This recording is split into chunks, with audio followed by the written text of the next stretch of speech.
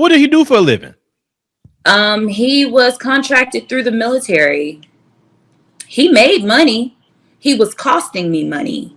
I had a legit business. I was throwing networking and hosting events where I was making damn near $3,000 an event. But he started putting his hands on me and stuff to where I could not be seen in the public. So he used to Like beat you. he used to start fights with me the morning of my events. I'm going to events with marks on my face and my neck and stuff like that, all because I was growing and he was staying where he was at. And it started to cost me money because I couldn't do my events. I I had to figure out how to leave. He was breaking everything. He broke both of my phones. He was breaking my glasses. Those phones are over $500 if you want to get another one. And glasses cost damn near $300, $400 to fix, and I'm blind without them. Like, yeah, I had to start making money because he literally was costing me so much money, and I was trying to leave him. So I had to figure it out. And OnlyFans definitely helped. What originally attracted you to him? He was completely different. He was good for about a year and a half. Like, he was a gentleman.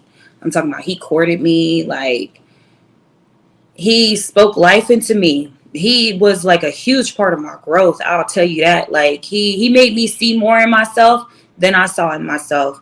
But one day he just changed. He just wasn't that anymore. He started cheating on me, started like talking down to me. And then he eventually started like putting his hands on me and stuff. And I stayed with him for about like maybe, it was like almost, I say the abuse started in like September, July, August. It started like August, and I had left him around like maybe April. So when he put his hands on you the first time, why didn't you leave? Because we were in a small altercation in the car, and he kind of just, he was yelling while he was in the car. We were having a disagreement, and he kind of like backhanded me a little bit. Like, that was the first time. And I just, everything that had happened, it was like a misunderstanding why we were arguing. And then for some reason, he just got like really mad. I don't know. Mm-hmm. I don't know why I didn't leave. At that time, like when you're dealing with that type of stuff, you are looking at, okay, I used to have this perfect guy. He was so nice to me. What can I do to get him back? Like, you're thinking that they having a bad day or a bad week or a bad 2 weeks. And you'd be like, damn, like, what can I do to get that person back? That's when I realized when dudes flip, they flip. You can't get them back. You know what I'm saying? Like, once they're done being that nice guy, that's it. Like, I won't, from today forward, I will never deal with that type of behavior. But back then, I was just trying to get back the guy that I adored. I thought because he maybe lost both of his grandparents to COVID, that it was due to his depression. And I was just trying to, you know how they say that women, when they have a man while he's on top, but when he goes under, we're not there to support him, you know? I was just trying to support him through that time, not to prove to anybody else, but I really didn't want him to think that I was just with him because he was doing good, you know? Well, this is what I would say, and I say this to all, you know, women. It's certain things you say, okay, I'm not putting up with that. The one putting hands, I don't care. Listen, a man could have a bad day or a woman could have a bad day. It doesn't justify hitting anyone. Okay. Mm-hmm. You don't need to hit no woman, backhand no woman. Nobody need to be no Ike Turner. And the same thing, I would say women don't need to be putting hands on men, you know, like the cheating thing. You know, if you're out there cheating, you don't know what he could bring back to you. Exactly. That's the issue. He can bring back freaking HIV. Mm-hmm. You know, but playing those kind of games, that's why I asked that question. Why didn't you leave the first time he hit you? Because if you let a man hit you one time, he gonna hit you again. He going to. And how long after the first time he hit you to the point you finally left? Because you say he was really beating you. So how long did you endure that? It took until for me to have, you know, that Tina Turner moment where she looks in the mirror and she's cleaning off her face. For me to have that moment, It happened in January. He first put his hands on me in August. Um, August, September, October, November, December, January, about 6 months. Took me about 6 months to get in my mind that I had to leave. Okay, so let me get a timeline. So he first put his hands on you in August of what, 2020? Yes. Okay, and you left in January of 2021? Mentally, 2021 in January. Yes. Okay, what about physically?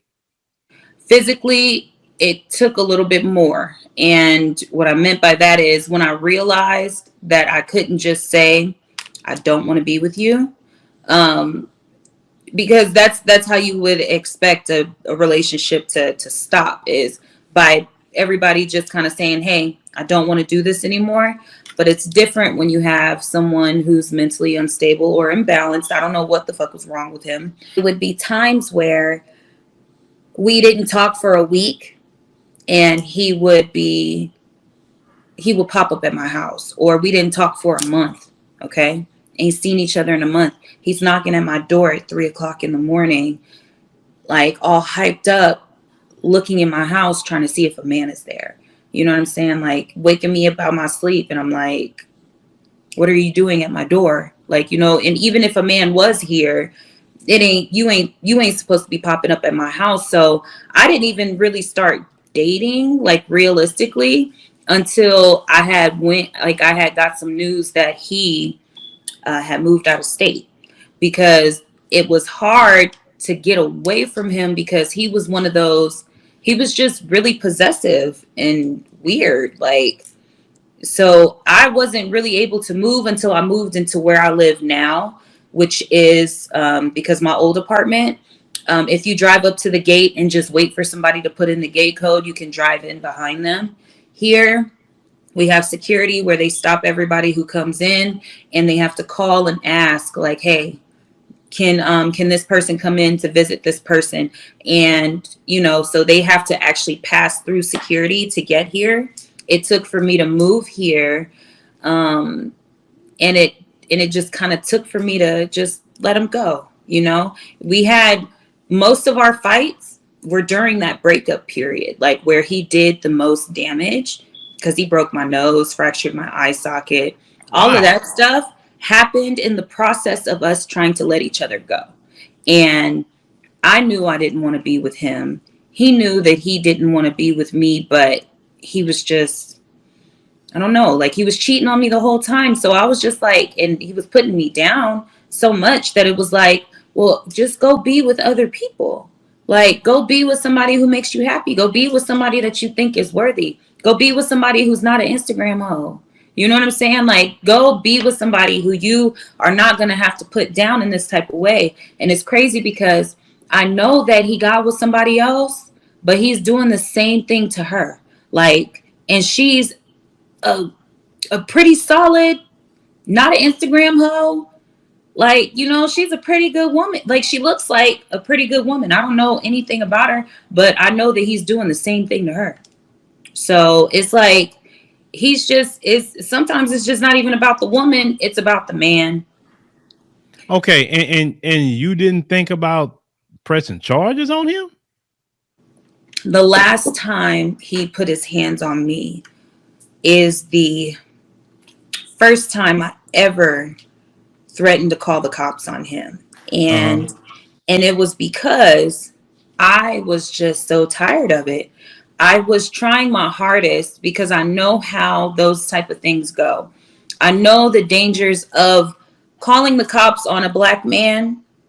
A lot of people get killed on those domestic calls. I was looking at it like, if we both can just walk away, let's just walk away. I didn't want to get my family involved. I didn't tell my family about it until I broke up with him. Like, the last time me seeing him was in June. And like June 7th, I think that was the day that he broke my nose. That was my last time ever like seeing him. I didn't tell my family about everything until October. So I kind of was processing everything. And I was kind of like talking to my mom about it, but I didn't tell like any of the men in my family or anything, because I didn't want to put at the time I didn't realize I was protecting him. Mm-hmm. When in reality, I was still processing everything. I was still processing everything. I Well, feel I felt bad for not calling the cops since then, especially when I found out that he was doing the same thing to the next girl. And you know, it really hurt my spirit to know that he went and he did that to somebody else. But I wish I would have pressed charges. I well, just because didn't want him to lose his job. I didn't I'm want him to listening lose to his you job. like you were trying to protect him. Like I couldn't protect somebody that break my nose, fracture my eye socket, mess my face And up before I'm about to you're go do some business events. I'm not protecting you. Matter of fact, I'm applied to get you back. I probably get like the old school days and throw some hot rice on you in your sleep.